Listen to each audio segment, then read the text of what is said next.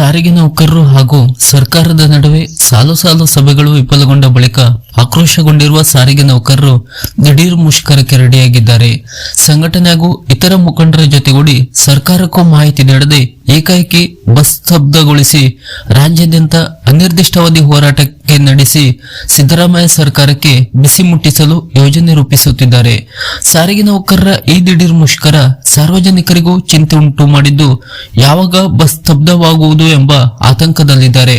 ಇತ್ತ ಸರ್ಕಾರ ಕೂಡ ಸಾರಿಗೆ ನೌಕರರ ಸಂಘಟನೆಯ ಈ ಎಲ್ಲಾ ಚಟುವಟಿಕೆಗಳನ್ನು ಗಮನಿಸುತ್ತಿದ್ದು ಮುಂದಿನ ರೂಪರೇಷೆಗಳ ಬಗ್ಗೆ ಯೋಚಿಸುತ್ತಿವೆ. ಆದರೆ ಸಾರಿಗೆ ನೌಕರರು ಯಾವುದೇ ಕಾರಣಕ್ಕೂ ಬೇಡಿಕೆ ಈಡೇರುವವರಿಗೂ ಹಿಂದೆ ಸರಿಯುವುದಿಲ್ಲ ಎಂಬ ಪಣತೊಟ್ಟಂತಿದೆ.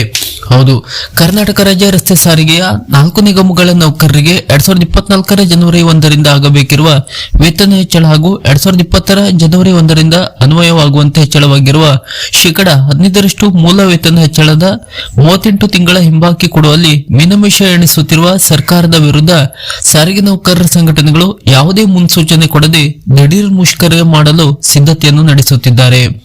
ಈ ಹಿನ್ನೆಲೆಯಲ್ಲಿ ಬಹುತೇಕ ಎಲ್ಲ ಸಾರಿಗೆ ನೌಕರರ ಸಂಘಟನೆಗಳ ಮುಖಂಡರು ರಾಜ್ಯದ 4 ಸಾರಿಗೆ ನಿಗಮಗಳ ಘಟಕಗಳಿಗೆ ಹಾಗೂ ವಿಭಾಗೀಯ ಕಚೇರಿಗಳಿಗೆ ಭೇಟಿ ನೀಡುವ ಕಾರ್ಯದಲ್ಲಿ ನಿರತವಾಗಿದ್ದು, ಇನ್ನು ಕೆಲವರು ದೂರವಾಣಿ ಮೂಲಕ ಸಮಸ್ತ ನೌಕರರ ಬೆಂಬಲ ನೀಡುವಂತೆ ಕರೆಯನ್ನು ನೀಡುತ್ತಿದ್ದಾರೆ. ಹೀಗಾಗಿ ಯಾವ ಸಮಯದಲ್ಲಿ ಬೇಕಾದರೂ ಬಸ್ಗಳ ಓಡಾಟ ರಾಜ್ಯದಲ್ಲಿ ಸ್ತಬ್ಧವಾಗುವ ಸಾಧ್ಯತೆ ಹೆಚ್ಚಾಗಿದೆ ಎಂದು ತಿಳಿದು ಬಂದಿದೆ.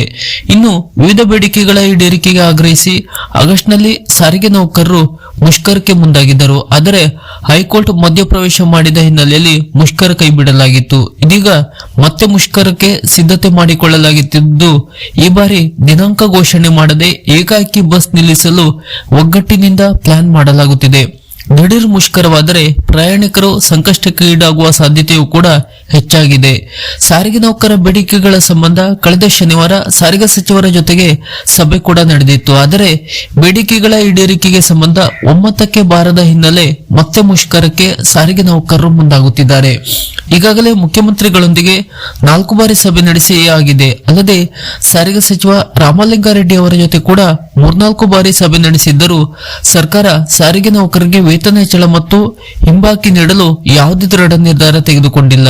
ಹೀಗಾಗಿ ದಿನಾಂಕ ನಿಗದಿ ಮಾಡಿ ಮುಂಚಿತವಾಗಿ ಮಾಹಿತಿ ನೀಡಿದರೆ ಸರ್ಕಾರ ಮತ್ತೆ ಮುಷ್ಕರಕ್ಕೆ ಅಡ್ಡಿ ಮಾಡಬಹುದೆಂಬ ಖಚಿತತೆ ಸಾರಿಗೆ ನೌಕರರದ್ದು. ಹಾಗಾಗಿ ಈ ಬಾರಿ ದಿನಾಂಕ ನಿಗದಿ ಮಾಡದೆ ಸಾರಿಗೆ ನೌಕರರು ಸರ್ಕಾರಕ್ಕೆ ಬಿಸಿ ಮುಟ್ಟಿಸಲು ಸಿದ್ಧತೆ ಮಾಡಿಕೊಂಡಿದ್ದಾರೆ. ಕಾರ್ಮಿಕ ಇಲಾಖೆಗೆ ಮುಷ್ಕರದ ನೋಟಿಸ್ ಕೂಡ ನೀಡದೆ ಏಕಾಏಕಿ ಬಸ್ ಸಂಚಾರ ನಿಲ್ಲಿಸಲು ಸಜ್ಜಾಗುತ್ತಿದ್ದಾರೆ.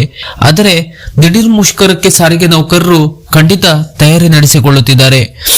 ಈ ಬಗ್ಗೆ ಸಿದ್ದರಾಮಯ್ಯ ಸರ್ಕಾರ ಈ ಕೂಡಲೇ ಎಚ್ಚೆತ್ತುಕೊಂಡರೆ ಮುಷ್ಕರ ಕೈಬಿಡುವ ಸಾಧ್ಯತೆ ಕೂಡ ಇದೆ. ಆದರೆ ಏನಾಗಬಹುದೆಂಬುದನ್ನು ಕಾದು ನೋಡಬೇಕಾಗಿದೆ. ಸಾರಿಗೆ ನೌಕರರಿಗೆ ಸಂಬಂಧಪಟ್ಟಂತ ಹೊಸ ಅಪ್ಡೇಟ್ ನ ಮಾಹಿತಿಗಳಿಗಾಗಿ ನಮ್ಮ ಚಾನೆಲ್ ಅನ್ನು ಸಬ್ಸ್ಕ್ರೈಬ್ ಮಾಡಿ ನಮ್ಮನ್ನು ಕೂಡ ಬೆಂಬಲಿಸಿ. ನಮಸ್ಕಾರ.